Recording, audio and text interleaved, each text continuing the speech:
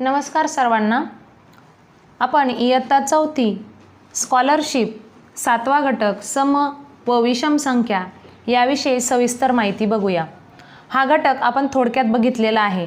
समसंख्या म्हणजे काय, तर आपण बघितलं होतं की समसंख्येच्या एकक स्थानी 0, 2, 4, 6 आणि 8 या 5 अंकांपैकी एक अंक असेल तर ती समसंख्या असते, किंवा ज्या संख्येला 2 ने निःशेष भाग जातो. निःशेष भाग म्हणजेच 0 बाकी उरते, पूर्ण भाग जाणे आणि बाकी 0 उरणे, तर ती समसंख्या असते. उदाहरणार्थ बघा, 14, 28, 36, 90 या सगळ्या समसंख्या आहे, कारण या संख्येच्या प्रत्येक ठिकाणी एककाच्या स्थानी 4, 8, 6 आणि 0 या 5 अंकांपैकी एक अंक आहे. म्हणजे यावरून आपण समसंख्या ओळखू शकतो. आता विषम संख्या.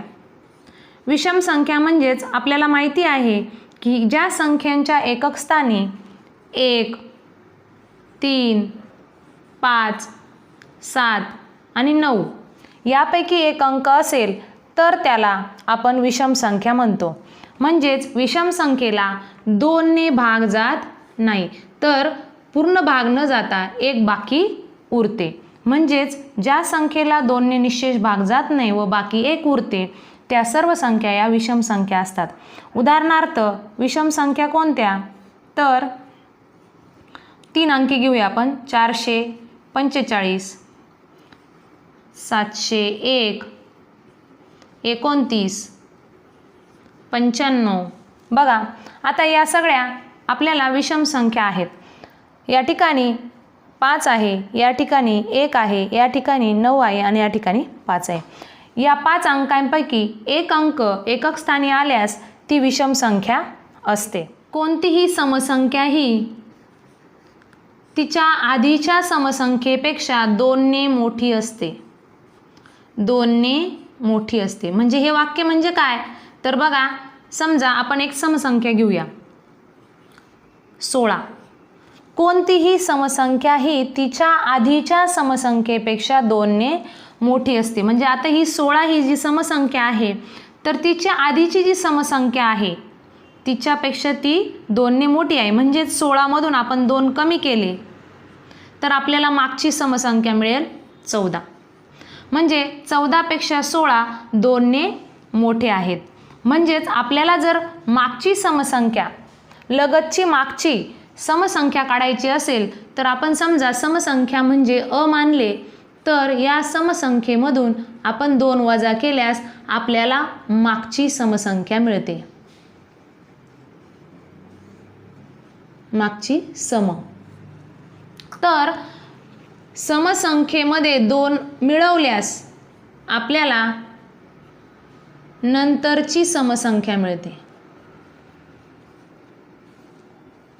बघा, आता ही दोन्ही उदाहरणं आपण बघूया की मागची समसंख्या आपण बघितली. आता नंतरची समसंख्या, समजा आपण इथे 24 घेतली तर आपल्याला 24च्या नंतरची समसंख्या हवी असल्यास यामध्ये आपण 2 मिळवणार आणि आपल्याला संख्या मिळेल नंतरची 26.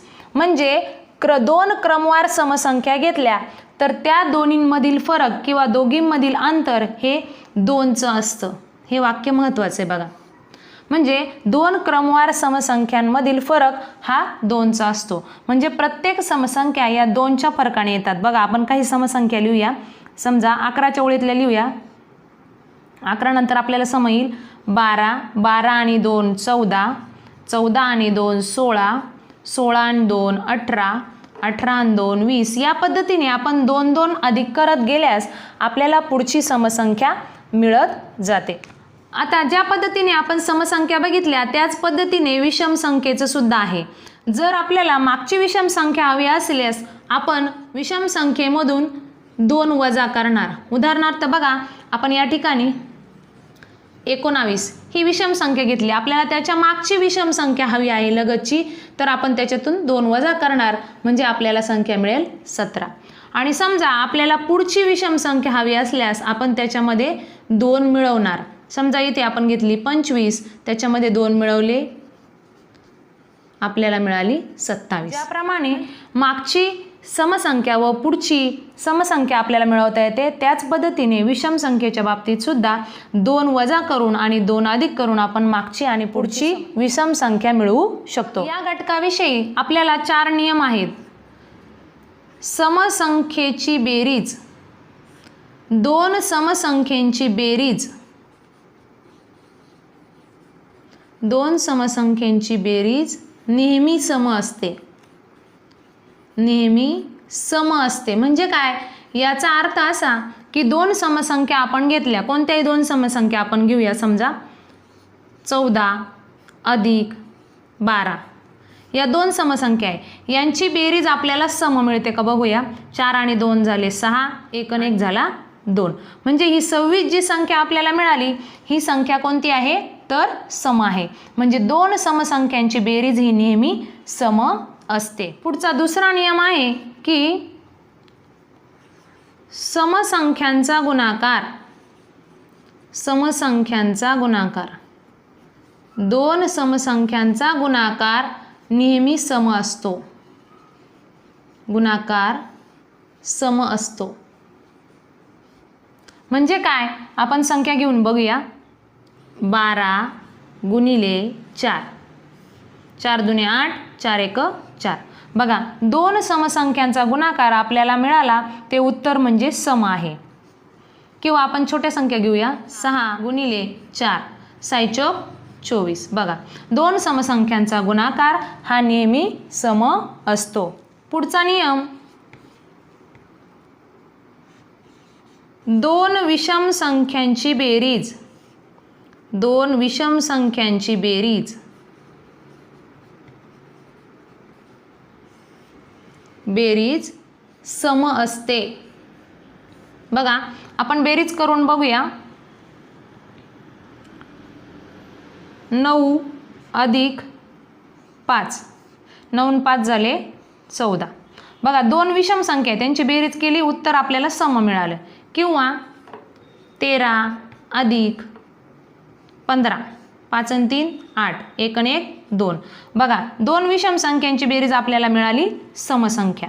आणि चौथा नियम आहे 2 विषम संख्यांचा गुणाकार, विषम संख्यांचा गुणाकार विषम असतो. विषम संख्यांचा गुणाकार हा नेहमी विषम असतो. बघा हे आपण सोडून बघूया. 2 विषम संख्या आपण घेऊया. 6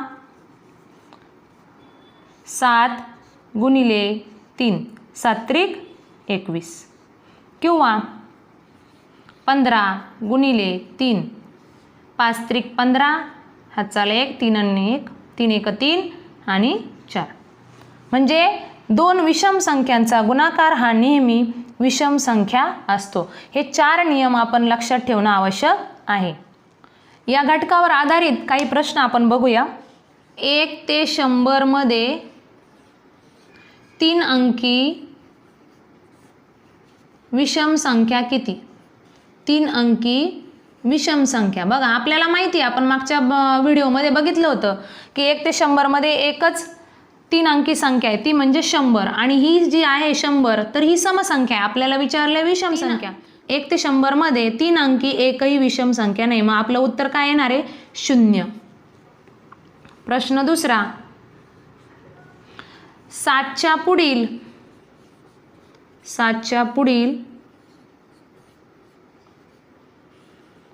5वी विषम संख्या कोणती? 5वी विषम संख्या कोणती? आता 7च्या पुढची आपल्याला 5वी विषम संख्या हवी आहे, तर आपण बघितलंय की आपल्याला पुढील संख्या हवी असल्यास आपण बेरीज करतो. मग आता 7च्या पुढची हवी आहे आपल्याला 7 अधिक, मग किती नंबरची हवी आहे तर 5वी. म्हणून आपण काय करायचं 5 आणि गुणिले 2 पा. मग आपण 7च्या पुढची 5वी, मग 7 अधिक 5 दुने 10. मग बघा आपलं उत्तर मिळेल 17. हे सूत्र या ठिकाणी लक्षात ठेवायचं. 7 अधिक 5वी संख्या विचारली त्याला गुणिले 2. आता आपण दुसऱ्या पद्धतीने करून बघूया. आता 7च्या पुढची 5वी, 7 सोडून पुढची आहे 9, नंतर आहे 11, नंतर आहे 13, नंतर आहे 15 आणि नंतर आहे 17. बघा 1, 2, 3, 4 आणि 5.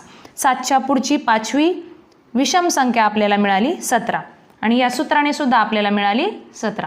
पुढीलपैकी 3 अंकी सर्वात मोठी 3 अंकी सर्वात मोठी समसंख्या कोणती? मोठी सम आणि ती पण आपल्याला हवी आहे 3 अंकी. आपल्याला माहिती आहे की 100 पासून सुरू झालेल्या 3 अंकी संख्या या 999 पर्यंत आहे. तर आपल्याला पर्याय दिले 101, 998, 1000 आणि 102. आपल्याला या पर्यायामधून शोधायचं आहे की 3 अंकी सर्वात मोठी सम हवी आहे. आता सम म्हटल्यानंतर आपल्याला माहिती आहे की 0, 2, 4, 6, 8 यापैकी एक अंक हवा आहे.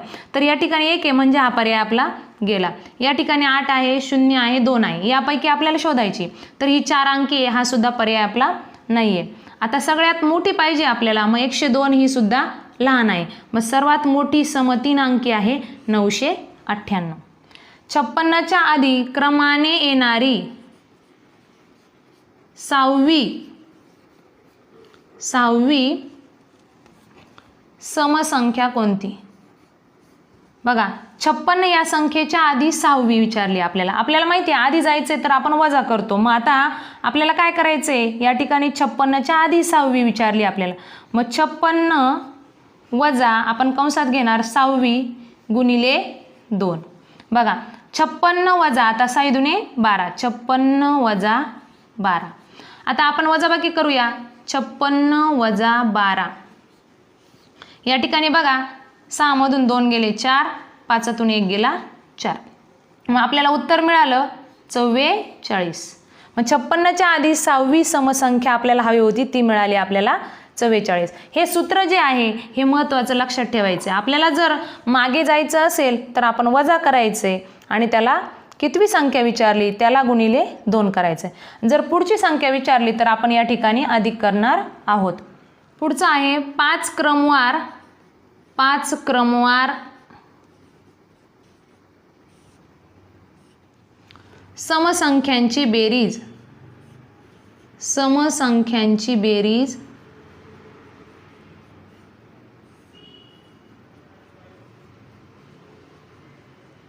कशी असते? मग आता या ठिकाणी आपल्याला पर्याय दिले 1, 2, 3, 4. पहिल्या संख्येची दुप्पट,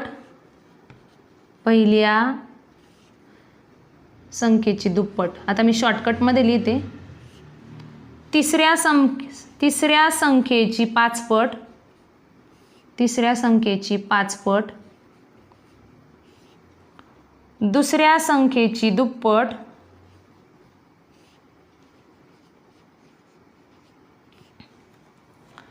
पहिल्या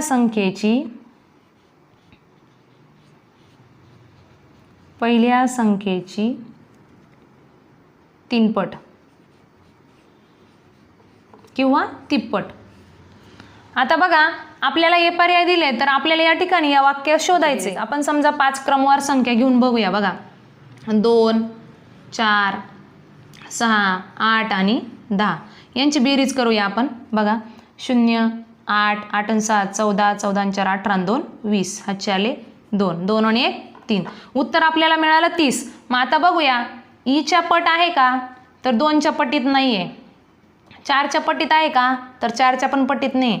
6च्या पटीत आहे का? 6 पंचे 30 म्हणजे 6 गुणिले 5 केल्यावर आपल्याला मिळाले 30. 8च्या पटीत नाही आहे. 10च्या पटीत आहे. 10च्या शेवटच्या संख्येच्या तिप्पट.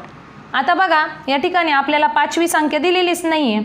मग आपल्याला या ठिकाणी दिली तिसरी संख्या, तिसऱ्या संख्येच्या 5 पट. म्हणजे बघा आपला पर्याय मिळेल दुसरा, तिसऱ्या संख्येच्या 5 पट. 5 क्रमवार समसंख्यांची बेरीज तिसऱ्या संख्येच्या 5 पट असते. म्हणजे या ठिकाणी हे आपल्याला एक नियम मिळतो. अशा पद्धतीने या घटकावर आधारित विविध प्रकारचे प्रश्न आपल्याला येतात. ओके.